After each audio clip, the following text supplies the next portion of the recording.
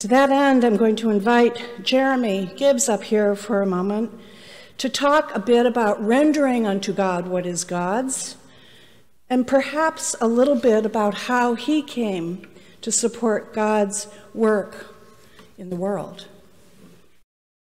It's all yours.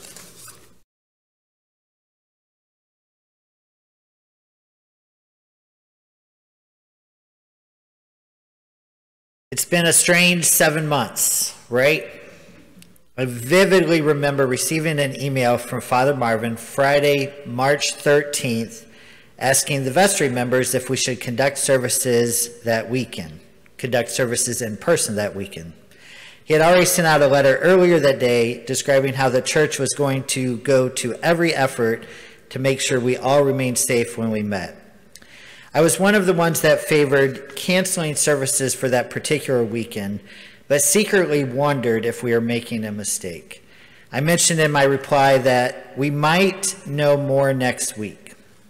7 months later, I wonder no more. On Friday, this past Friday, Illinois Governor J.B. Pritzker expressed his thoughts. I am deeply concerned after announcing that the state once again set a one-day record for the number of positive COVID-19 cases. Ironically, my family and I had vacation in Chicago just a few days before I received that email from Father Marvin. While we were there, it was reported on the news that Chicago confirmed their 7th overall COVID case. As the number of cases increase, I hope and pray that they are not increasing in your home or among your family and friends. That is why we are meeting virtually this morning rather than in person, as most of us wish we could do. For those of you who do not know me, my name is Jeremy Gibbs. I started attending St. Timothy's 4 years ago, shortly after I met my wife, Lena.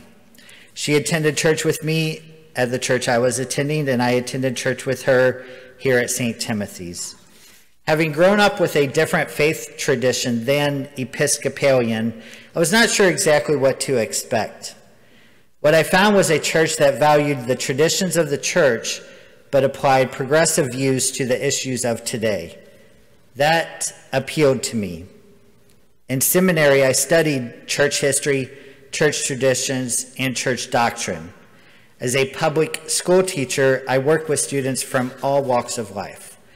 I appreciated that passages were read from the Old Testament, New Testament, and the Gospels each week. I loved reciting the Lord's Prayer and the creeds with my fellow parishioners. I came to love this church. In January, I was elected to the vestry. What none of us anticipated at the time was how many of our meetings would be conducted on Zoom via in person. While meeting in person is always better, I have come to appreciate the various Zoom meetings the church has offered and feel even more connected to the church than ever before. I love diving into the weekly readings with George, John, Chuck, Tony, Eric, and others in the Wednesday morning Bible study. I loved hearing stories and ideas from those that participated in the Way of Love class as part of the adult forum. And I currently love watching the weekly Sunday school lessons read by various teachers for our kids. While I miss the tradition of bringing our offerings to the altar, I love the convenience of submitting my gifts online. That brings me to my final point. On behalf of the vestry, let me thank you for how faithful you have been with your giving. According to the latest Treasury report, we are on track to receive 100% of our pledges this year. That is amazing. None of us expected to be away from the building so long, and no one could have predicted that you all would be so faithful to God in your giving. Please prayerfully consider what you can pledge for 2021.